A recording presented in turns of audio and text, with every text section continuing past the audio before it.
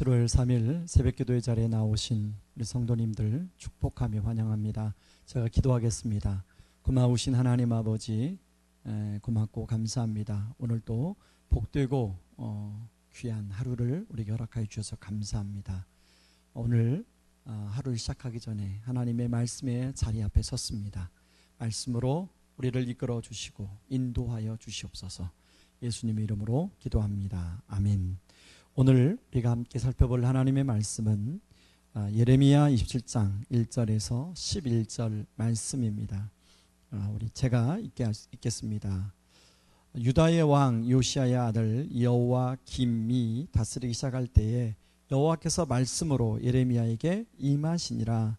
여호와께서 이와 같이 내게 말씀하시되 너는 줄과 멍에를 만들어 내 목에 걸고 유다의 왕 시드기야를 보러 예루살렘에 온 사신들의 손에도 그것을 주어 에돔의 왕과 모압의 왕과 암몬 자손의 왕과 두로의 왕과 시돈의 왕에게 보내며 그들에게 명령하여 그들을 주에게 말하게 하기를 만군의 여호와 이스라엘 하나님께서 이와 같이 말씀하시되 너희는 너희의 주에게 이같이 전하라.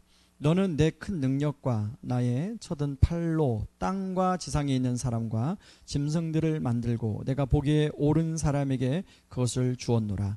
이제 내가 이 모든 땅을 내 종 바벨론의 왕 느부갓네살의 손에 주고 또 들짐승들을 그에게 주어서 섬기게 하였나니 모든 나라가 그와 그의 아들과 손자를 그 땅에 기한이 이르기까지 섬기리라. 또한 많은 나라들과 큰 왕들이 그 자신을 섬기리라.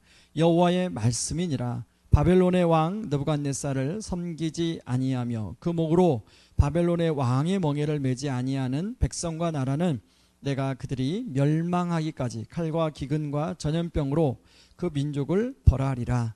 너희는 너희 선지자나 복술가나 꿈꾸는 자나 술사나 요술자가 이르기를 너희가 바벨론 왕을 섬기게 되지 아니하리라 하여도 너희는 듣지 말라. 그들은 너희에게 거짓을 예언하여 너희가 너희 땅에서 멀리 떠나게 하며 또 내가 너희를 몰아내게 하며 너희를 멸망하게 하느니라. 그러나 그 목으로 바벨론의 왕의 멍에를 메고 그를 섬기는 나라는 내가 그들을 그 땅에 머물러 밭을 갈며 거기서 살게 하리라 하셨다 하라. 여호와의 말씀이니라 하시니라. 아멘. 여호와김은 다른 이름을 시드기야 이름으로 불립니다. 이 시드기야 왕 때 하나님의 말씀이 예레미야에게 임하죠. 그 당시에 시드기야 왕에게 온 이방 나라 사신들에게 가서 하나님의 메시지를 전하라는 것입니다. 그 나라들은 당신의 이스라엘의 주변 나라들이었는데 에돔, 모압, 암몬, 두로, 시돈 왕들입니다. 그들이 이스라엘 이 시드기야 왕에게 사신들을 보내었는데요. 2절에 보니까 줄과 멍에를 만들어 목에 걸고 나아가 바벨론 왕을 들어 이스라엘을 비롯하여 모든 나라들을 이렇게 바벨론 왕이 다스리게 될 것이다 라는 메시지를 전하라는 것입니다. 그러니 너희 나라들 왕들에게 전하여 바벨론을 섬기라고 하라는 것입니다. 만약 그렇지 않으면 바벨론에 의해서 다 멸망을 당하게 될 것이다 라는 것을 왕에게 전해주라는 것이죠. 8절에 보면 이렇게 말합니다. 여호와의 말씀이니라. 바벨론 왕 느부갓네살을 섬기지 아니하며 그 목으로 바벨론의 왕의 멍에를 매지 아니하는 백성과 나라는 내가 그들이 멸망하기까지 칼과 기근과 전염병으로 그 민족을 벌하리라. 실제로 하나님은 바벨론 느부갓네살 왕을 통해서 이스라엘과 주변국들을 다스리게 하셨습니다. 만물의 왕이자 역사의 주인이신 하나님은 명백한 주권을 가지고 이 땅을 다스리시고 통치해 나가십니다. 세계의 역사를 이끌어 가십니다. 전적인 하나님의 주권적인 영역이죠. 지금도 하나님은 이런 주권을 가지고 이 세상을 다스리시는 분입니다. 하나님이 이것을 예레미야를 통하여 미리 사람들에게 말씀하도록 하게 하신 것입니다. 그렇다면 이런 상황 속에서 사람들은 누구의 말을 들을까요? 하나님은 바로 지금 말씀을 전하는 대상자인 사람들이 하나님의 말씀을 듣지 않고 오히려 다른 거짓 선지자나 복술자나 꿈꾸는 자나 또 술사나 요술가의 말을 들을지도 모른다고 생각하셨습니다. 그래서 미리 9절에서 이렇게 말씀합니다. 네. 그런가 하면 10절에서 다음과 같이 경고하시는데요. 그들은 너희에게 거짓을 예언하여 너희가 너희 땅에서 멀리 떠나게 하며 또 내가 너희를 몰아내게 하며 너희를 멸망하게 하느니라. 11절에 그러나 그 목으로 바벨론 왕의 멍에를 메고 그를 섬기는 나라는 내가 그들을 그 땅에 머물러 밭을 갈며 거기에서 살게 하리라 하셨다 하라. 여호와의 말씀이니라 하시니라. 예레미야와 이스라엘 사람들은 두 가지 선택의 길이 주어졌습니다. 누구의 말을 들을 것인가? 예레미야를 통하여 전해지는 하나님의 말씀을 들을 것인가? 아니면 거짓 선지자들의 말을 들을 것인가? 실제로 여러분 이스라엘 사람들은 누구의 말을 들었나요? 하나님의 말씀보다는 거짓 선지자들의 말을 더 들었습니다. 그 결과 어떻게 되었습니까? 예루살렘과 성전이 철저히 파괴되고 시드기야 왕은 자신이 보는 앞에서 아들들이 죽임을 당하고 자신은 두 눈이 뽑혀 바벨론의 포로로 끌려갑니다. 그리고 많은 귀족들이 백성들이 바벨론의 포로로 끌려가게 되죠. 여러분 우리는 누구의 말을 더 듣습니까? 그리고 어떤 말을 더 좋아합니까? 우리는 당장 나에게 좋은 말, 나를 위로해주고 축복해주는 말을 듣고 싶어합니다. 그리고 합리적인 것을 추구합니다. 많은 사람들이 그 말에 동의하는가, 그 생각에 동의하는가를 추구합니다. 특히 우리는 민주적인 국가에서 살고 있습니다. 그래서 민주적으로 의견을 도출하는 문화 속에 살다 보니까 때로는 많은 사람들이 지지하는 생각이 하나님의 뜻이라고 생각하며 착각할 때가 있습니다. 물론 그렇기도 하지만 성경에 보면 그렇지 않을 때도 있습니다. 여러분 대표적인 게 민수기 14장이죠.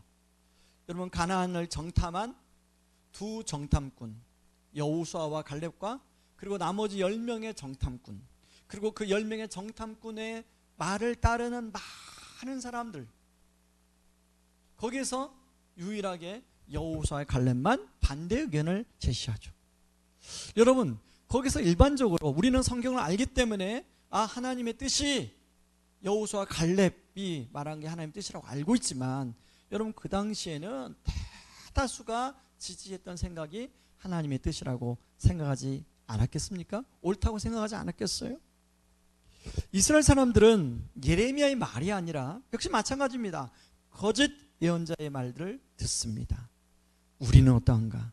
누구의 말을 더 따르고 살아가는가 하는 것을 좀 생각해 볼 필요가 있죠. 그렇다면 두 번째, 누구의 말에 더 귀를 기울여야 되는가?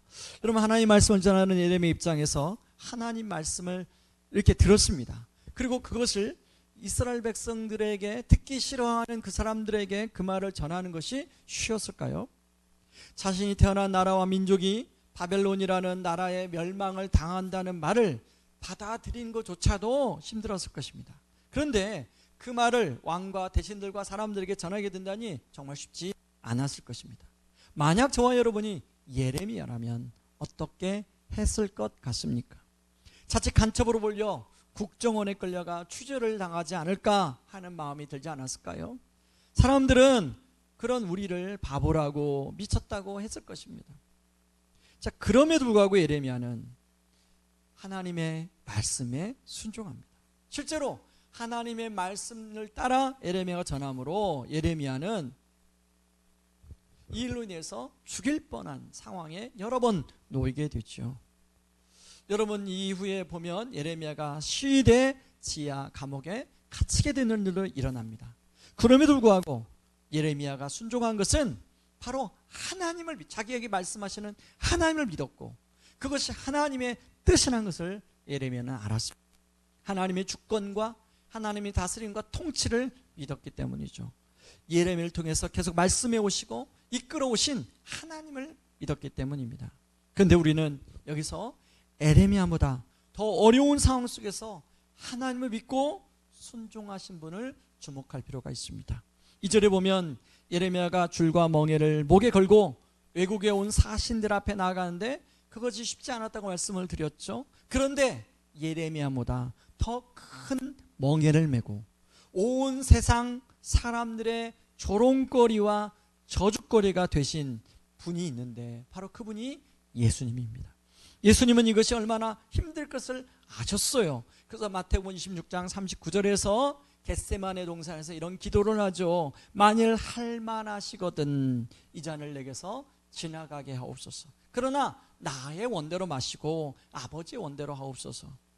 여러분, 겟세마네 동산의 기도가 무엇입니까? 바로 하나님 이 잔을 가급적이면 지나가게 하여 주옵소서라고 하는 그 기도가 있죠. 그러나 자신의 뜻이 아니라 하나님 아버지의 뜻대로 하옵소서. 여러분, 예수님이 왜 이런 기도를 드렸을까요? 하나님의 주권과 하나님의 다스림과 하나님의 구원 계획을 알았기 때문입니다. 여러분, 그로 인해서 우리는 은혜를 받았죠. 여러분, 은혜 하면 우리는 공짜로 생각합니다. 그러나 결코 공짜가 아니죠. 예수님이 순종의 대가 지불을 해주신 결과로 우리가 은혜를 받은 거죠. 그러므로 이런 예수님의 은혜를 받은 저와 여러분들은 오늘 하루를 어떻게 살아야 될까요? 진짜 하나님의 뜻은 무엇인가를 우리는 자주 물을 수 있어야 됩니다. 합리적인 생각, 사람들의 말, 주변의 환경과 여건을 떠나 영혼의 안테나를 세우며 말씀을 가까이 하고 기도를 통해서 하나님의 뜻을 물어야 합니다. 그래서 오늘도 정말 하루를 시작하면서 그 하나님의 뜻을 묻고 또 하나님의 뜻을 분별하며 나아가는 그런 하루가 되기를 주님의 이름으로 축복하며 기도합니다. 이 시간에 우리 같이 한번 이 말씀 붙들고 기도하기를 원합니다. 기도할 때 하나님, 나의 생각 그리고 주변 사람들의 말, 환경을 떠나서 정말로 하나님의 뜻이 무엇인가를 물을 수 있도록 하여 주시옵소서. 하나님의 뜻이 무엇인가를 분별하게 하여 주시고 하나님의 뜻에 순종할 수 있는 믿음을 허락하여 주시옵소서. 우리 같이 한번 기도하며 나갑니다. 기도하겠습니다.